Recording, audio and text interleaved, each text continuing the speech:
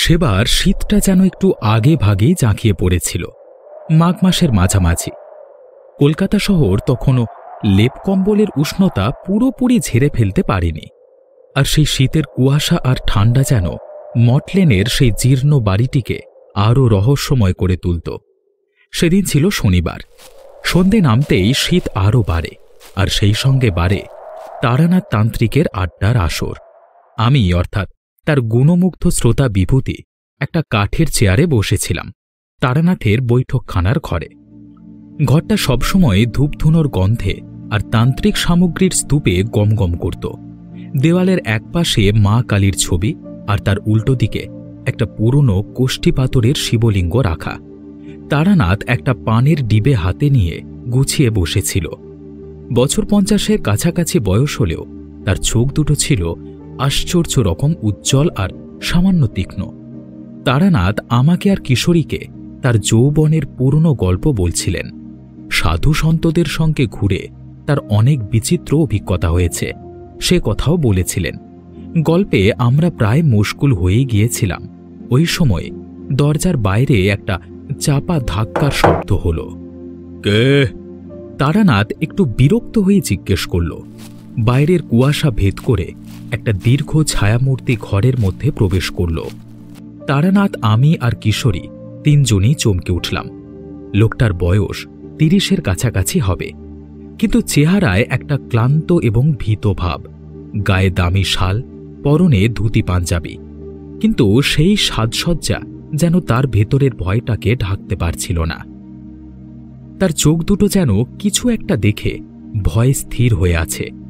অতিথি কাঁপতে কাঁপতে তারানাথের সামনে এসে হাঁটু গেড়ে বসল। আপনি কি তারানাথ তান্ত্রিক? তার গলা কাঁপছিল। তারানাথ শান্তভাবে তার দিকে তাকিয়ে বলল, আমি তারানাথ। কে চাই তোমার? মনে হচ্ছে কোনো বড় ঘটনা ঘটিয়ে বসেছ। লোকটা একটা দীর্ঘশ্বাস ফেলে বলল, বিপদ নয় ঠাকুরমশাই, এ যেন সাক্ষাৎ বিভীষিকা। আমি রায়গঞ্জের জমিদার রামেশ্বর মুখার্জির ছেলে। আমার নাম সুদীপ্ত। গত 3 দিন ধরে একটা অচেনা শক্তি আমার ঘুম কেড়ে নিয়েছে, আমার জীবনকে নরক করে তুলেছে।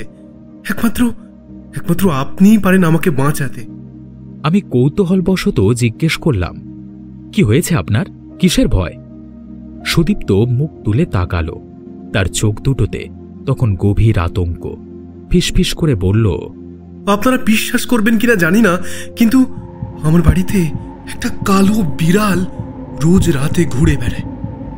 সাধারণ বিড়াল নয় মশাই, সেটার চোখ দুটো জল জল করে, আর সে আমাকে তার দিকে টানতে চায়। কালো রঙের বেড়াল? আর তাতে রায়গঞ্জের জমিদার পুত্রের ঘুম ছুটেছে? এ তো কোনো সমস্যাই নয়। সুদীপ্ত তাড়াতাড়ি বলল, আগে সবটা শুনুন। গত পরশু রাতে আমি দোতলার লাইব্রেরি ঘরে বসেছিলাম। হঠাৎ দেখি একটা মস্ত কালো রঙের বিড়াল খোলা জানলা দিয়ে ঘরে ঢুকলো। আমি ভয় পাইনি, কারণ বিড়াল তো বিড়ালই, কিন্তু সে আমার দিকে এক দৃষ্টিতে তাকিয়ে রইল। আর আমি দেখলাম তার চোখের মণিগুলো যেন ক্রমশ বড় হতে হতে দুটো আগুনের গোলার মতো হয়ে গেল। আর সেই মুহূর্তে আমার মনে হলো যেন কেউ আমার মাথাটা ভেতর থেকে টেনে বাইরে বের করে নিতে চাইছে। আমি কোনো মতে তাকে তাড়িয়ে দিলাম, কিন্তু সুদীপ্তর গলার স্বর আরো কেঁপে উঠল। কিন্তু কাল রাতে সে আবার এসেছিল। এবার আর তাড়ানো গেল না। সে কেবল ফিস ফিস করে একটাই নাম বলতে লাগলো, চণ্ডীপুর, চণ্ডীপুর। আর আমি অনুভব করলাম আমার বুকের ভেতরটা যেন নিংড়ে বেরিয়ে যাচ্ছে। ঠাকুরমশাই, এটা বিড়াল নয়, সাক্ষাৎ কোনো অপদেবতা। না হলে চণ্ডীপুর নামটা সে কেমন করে বলতে পারে? আমার মনে হয় ও আমাকে চণ্ডীপুর যেতে বলছে, আর আমি জানি সেখানে গেলেই আমার মৃত্যু ঘটবে। সুদীপ্তর শেষ কথাগুলো যেন এক হিমেল স্রোত বইয়ে দিল ঘরের মধ্যে। চণ্ডীপুর নামটা যেন শুধু একটা স্থান নয়, একটা ভয়ঙ্কর সংকেত হয়ে ঝুলে রইল বাতাসে। তারানাথ একটু নড়ে চড়ে বসলেন। মুখ থেকে সেই রহস্যময় হাসিটা মিলিয়ে গিয়েছে। এখন তার চোখে গভীর চিন্তার ছাপ। তিনি সিগারেট ধরালেন, তারপর একটা শুক টান দিয়ে ধোঁয়া ছেড়ে বললেন, চণ্ডীপুর রায়গঞ্জের কাছেই একটা জায়গা বটে। বহু পুরনো শ্মশান আর কালী মন্দির আছে সেখানে, কিন্তু তার সঙ্গে একটা কালো বিড়ালের কি সম্পর্ক? আর সেই বিড়াল তোমার নাম ধরে ডাকছে। আগে নাম ধরে নয়, সে শুধু আমার দিকে তাকিয়ে চণ্ডীপুর চণ্ডীপুর বলে ডেকেছিল। আমি নিশ্চিত এটা কোনো সাধারণ বিড়ালের কাজ নয়, এটা একটা অভিশাপ ঠাকুর মশাই। আমার কোনো শত্রু কোনো তান্ত্রিককে দিয়ে আমার সর্বনাশ করতে চাইছে। আমার ভীষণ কৌতূহল হচ্ছিল, তাই নিজেকে সামলাতে না পেরে জিজ্ঞেস করেই ফেললাম, আপনি বলছেন আপনার চণ্ডীপুর নামটা বেশ ভয়ের লাগছে।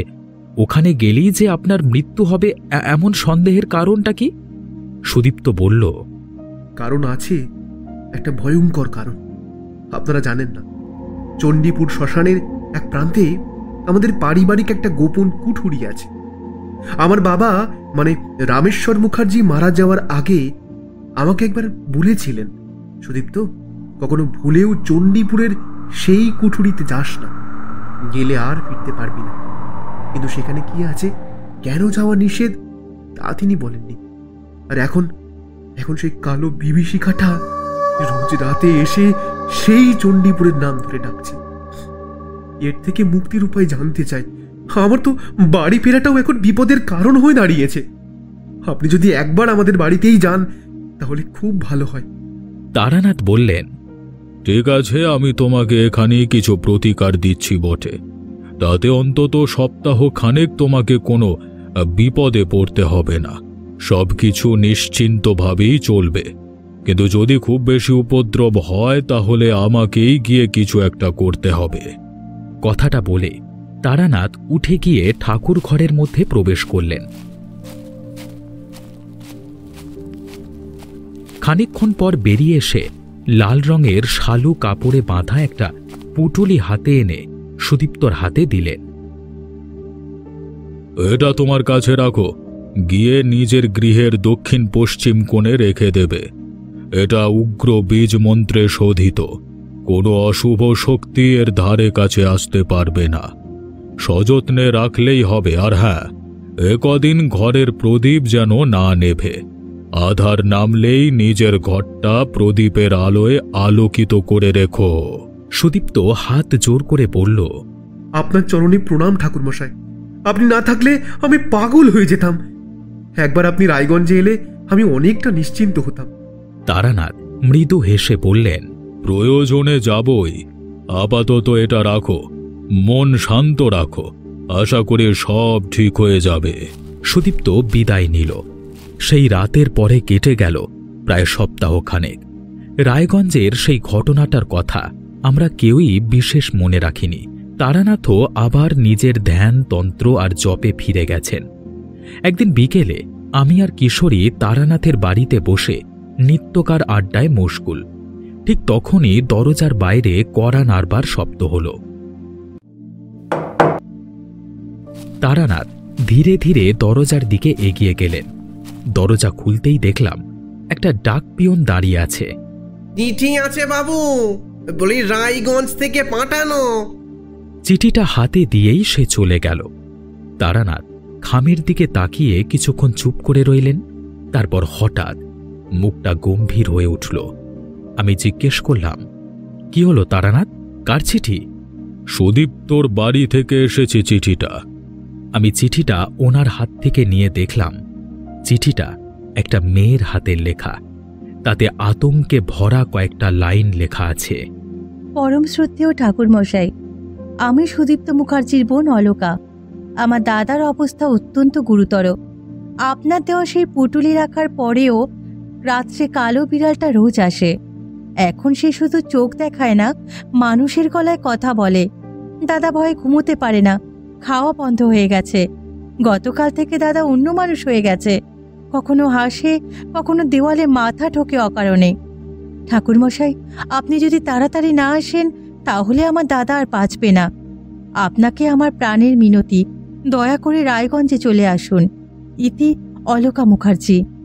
চিঠি পড়া শেষ হতেই তারানাথের হাত সামান্য কাঁপল। মুখে কোনো শব্দ নেই, কিন্তু বোঝা গেল তিনি সিদ্ধান্ত নিয়ে ফেলেছেন। পরদিন সকালে আমরা 3 জনে রওনা দিলাম রায়গঞ্জের উদ্দেশ্যে।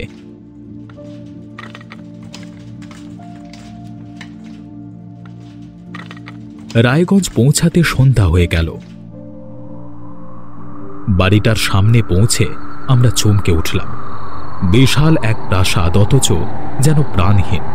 জানালাগুলো বন্ধ, আলো নিভে আসছে, চারিপাশে নীরবতা। দরজায় টোকা দিতেই এক বৃদ্ধ দারোয়ান দরজা খুলল।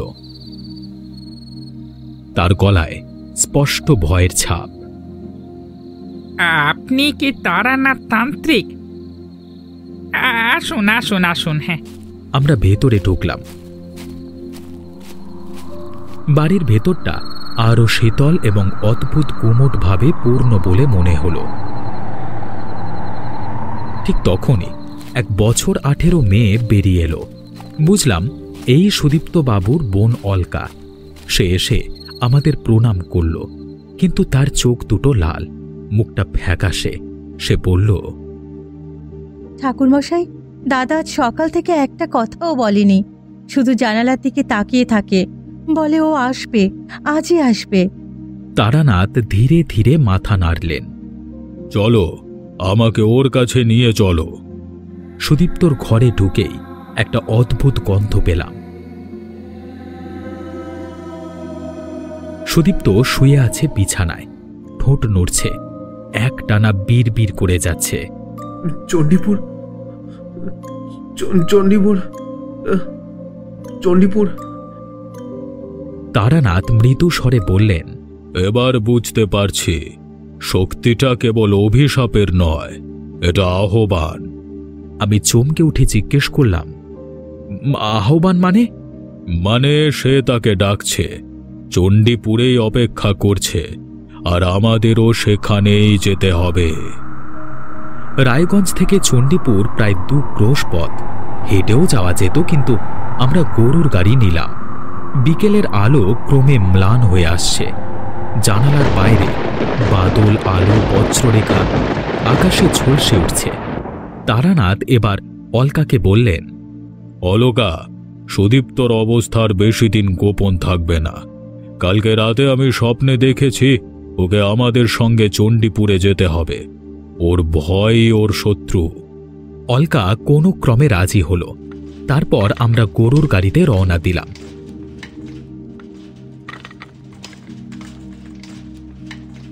বিকেল করিয়ে সন্ধে নামল। গারোয়ান বলল, বাবু, আমরা চণ্ডীপুর পৌঁছে গেছি।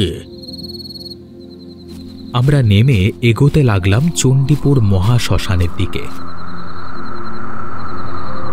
পাশে বয়ে গেছে কাল প্রবাহ নদী। নীরের আধারে আমরা একটা মশাল জ্বালিয়ে পথ চলতে লাগলাম। হঠাৎ করেই তারানাথ বাতাসে নাক টানলেন। এই গন্ধ কাল বসন্তীর যজ্ঞের গন্ধ, ও এখনো এখানেই আছে।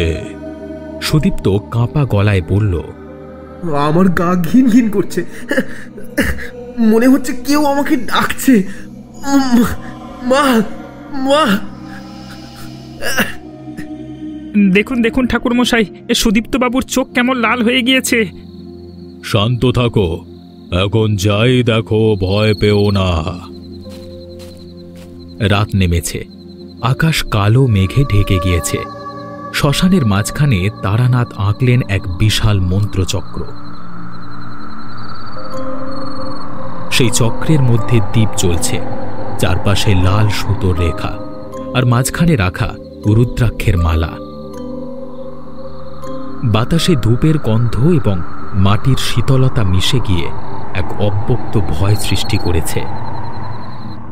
তারানাথ মন্ত্র পাঠ শুরু করলেন। ওং হ্রিং হ্রিং কাল বসন্তে স্বাহা, ওং হিং কিং কাল বসন্তে স্বাহা। মন্ত্রের সঙ্গে সঙ্গে বাতাস যেন তীব্র হয়ে উঠল। সুদীপ্তর শরীর কাঁপতে লাগল। তার চোখের ভেতর থেকে যেন আলো বের হচ্ছে, ফ্যাকাশে, জ্বলন্ত, বিকৃত। হঠাৎ সুদীপ্ত কথা বলে উঠল, কিন্তু সেটা তার চেনা গলায় নয়। কণ্ঠস্বর অন্যরকম, ভারী এবং অচেনা কণ্ঠ। তুই এসেছিস অবশেষে তান্ত্রিক। তুই আমার রোজ থেকে এবার এই ছেলেকে মুক্ত করতে পারবি না। তারানাথ, ওকে আমি নিজের সঙ্গে নিয়ে যাব নরকের অন্ধকারে। কেন তুই ওকে এত কষ্ট দিচ্ছিস? কি দোষ করেছে এই ছেলেটা? দোষ দোষ কিছুই করেনি, কিন্তু এই শ্মশানের মাটিতে আমাকে পুঁতে রেখেছিল ওর পূর্বপুরুষেরা। এর আগে ওর বাবাকেও আমি উন্মাদ করে দিয়েছিলাম। এবার এই ছেলেটার পালা। আমি থাকতে কিছুতেই এই অনিষ্ট হতে দেব না। তুই অনেক নিরপরাধীকে কষ্ট দিয়েছিস।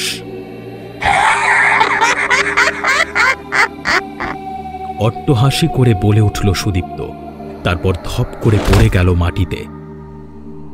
আমি দেখলাম যেন অমঙ্গলের ডঙ্কা বেজে উঠেছে।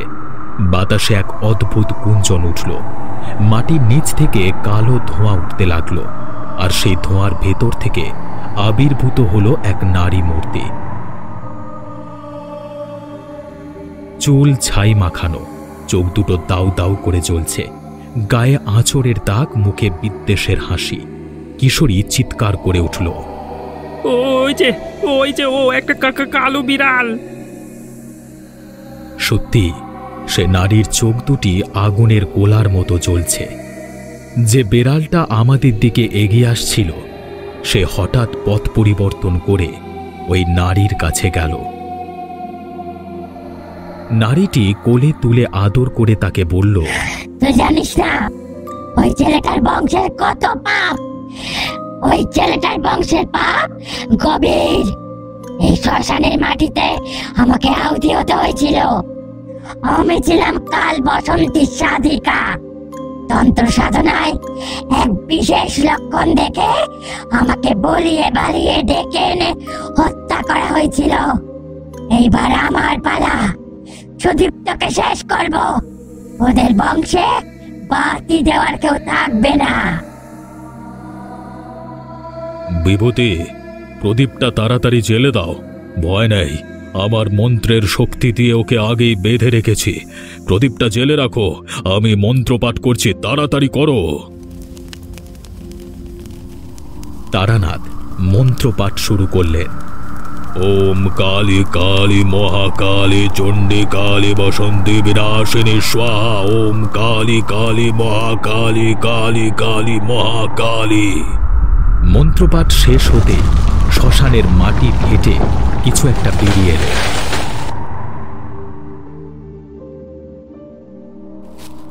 প্রদীপ হাতে আমি তারানাথের পেছন পেছন চললাম। তিনি সদ্য বেরিয়ে আসা মাটির ভেতর থেকে এক মূল তুলে নিলেন। তারপর তাতে 3টে লাল ফোঁটা রক্ত দিলেন চন্দনের। সেটি প্রদীপের আগুনে পোড়াতে লাগলেন। তার থেকে বেরোলো এক বিকট দুর্গন্ধ।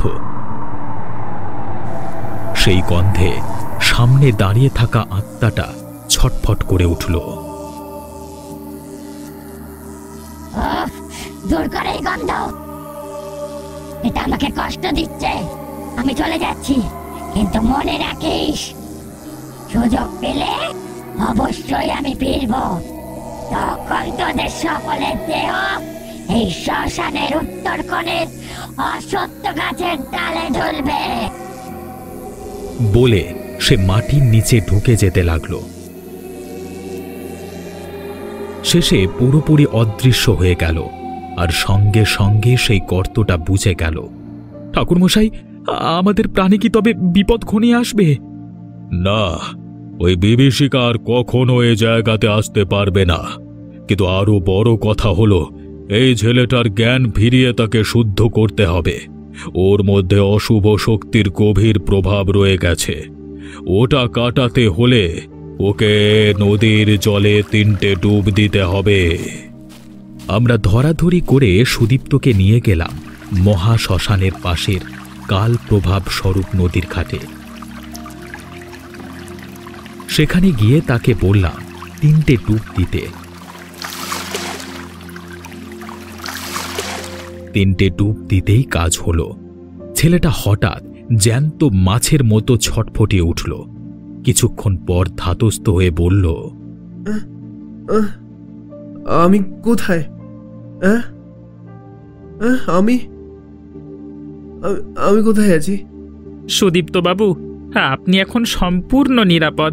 আপনার সমস্ত বাধা বিপত্তি কেটে গেছে। কথাটা শুনে সুদীপ্তবাবু তারানাথের দিকে তাকালেন। তারানাথও আশ্বস্ত করে মাথা নাড়লেন। তারপর আমরা রায়গঞ্জে ফিরে এলাম। দাদাকে সুস্থ দেখে অলকা চোখের জল ফেলে বলল, দাদা, তুই ফিরে এসেছিস? হ্যাঁ, ঠাকুরমশাই আমাদের এই যাত্রায় বাঁচিয়ে দিয়েছেন। এরপর আমরা আরও 4 দিন সেখানে ছিলাম। কলকাতায় ফিরলাম যখন, তখনও সেই অভিজ্ঞতা আমাদের মনে যেন মন্ত্রমুগ্ধ ছায়ার মতো ভাসছিল।